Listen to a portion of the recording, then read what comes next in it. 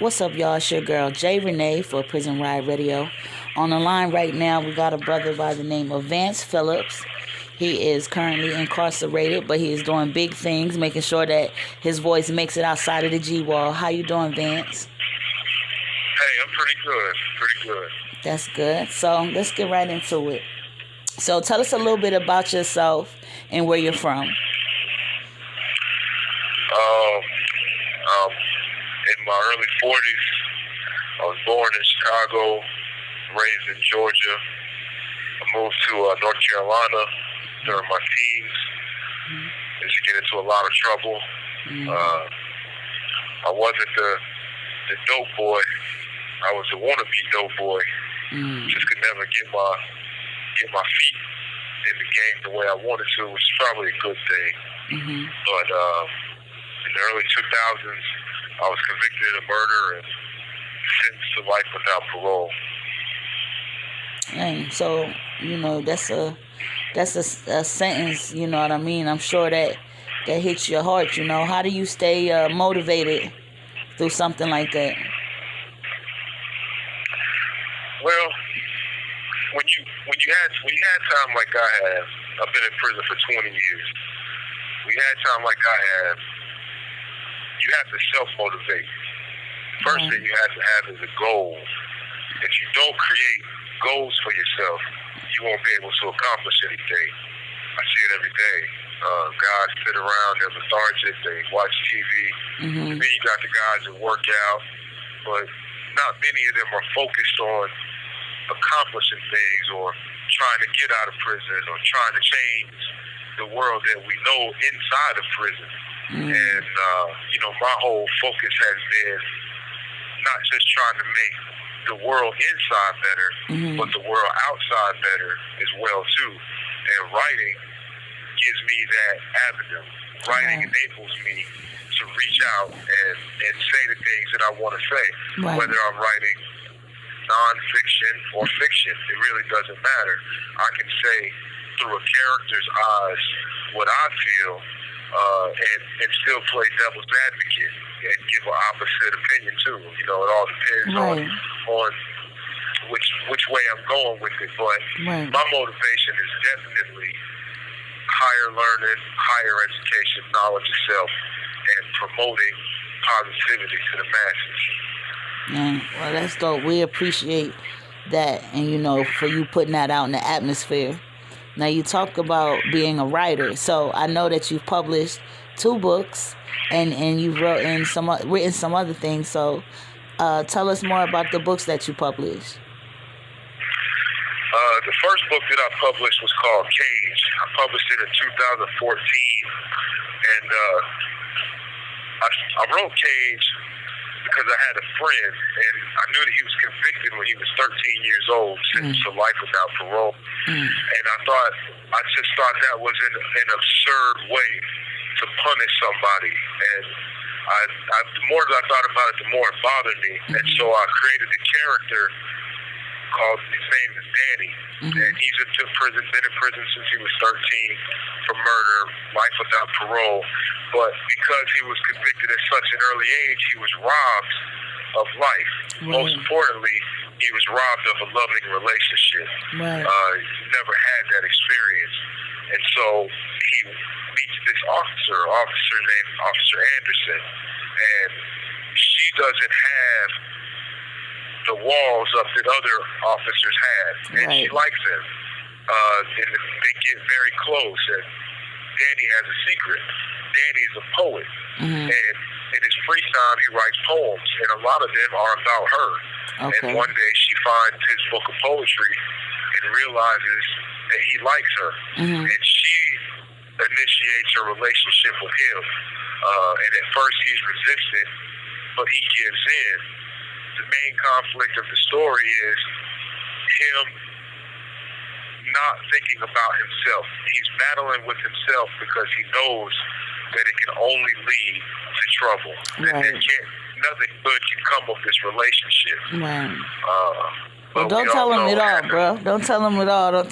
That sounds great, though. Like, don't tell him all of it. But yeah, that's That's really dope. Y'all got to make sure y'all read that one. Tell us about the next one. The second book was Ambitious. We published that one in 2014. And Ambitious was about a guy named Ray. Gets out of prison, and he's trying to find his way. Loses his job, gets his pocket picked all in the same day. And he meets a beautiful woman who's in the heist and all this other stuff. So while he's trying to stay out of trouble, she's trying to get him in trouble. Right. And his struggle, trying to balance the two, trying to form something with this woman who he knows is nothing but trouble, but at the same time keep his nose clean. It proves very difficult. But if you notice, a lot of my books are not, even if they're not about somebody in prison, they're about somebody getting into prison or getting out of prison and dealing with those types of struggles, you know. Yeah. Very, very personal. Yeah. What what makes you pick, like, besides being incarcerated, like, why did you feel that type of literature needed to be, like, put out into the atmosphere? Well, when it comes to incarceration, when somebody's in prison, I think it's important for the outside world to know how things really are. I think people have a misconception of what it's like to be in prison. You hear these terms of modern day slavery and all that. By no means are we slaves. There are traits that are reminiscent of slavery, but it's not necessarily slavery. It's more of a mental depression. It's the way that it affects us mentally and emotionally, and that affects our community negatively. And so when I write a book about somebody getting out of prison and still feeling those same pressures, it shows how that mentality interacts in the outside world after being through such a harsh experience. But I've written a few other things too, so that don't have anything to do with prison. Yeah, okay.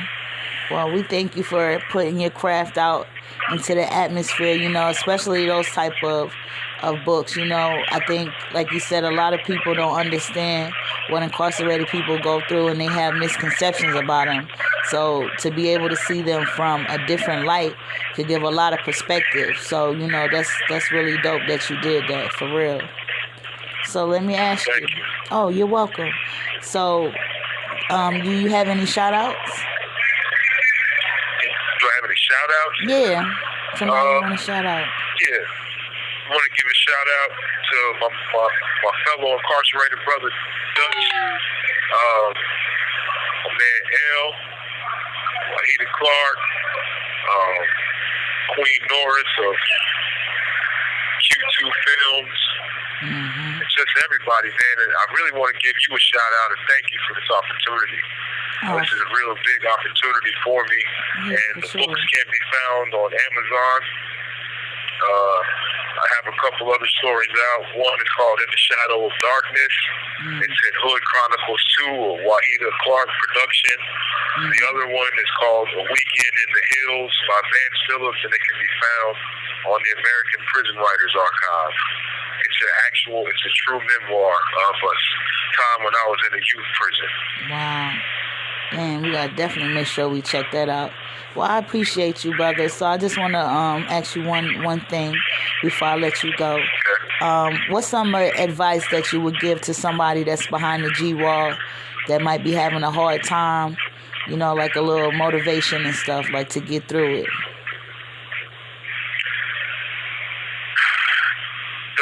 Don't ever lose hope.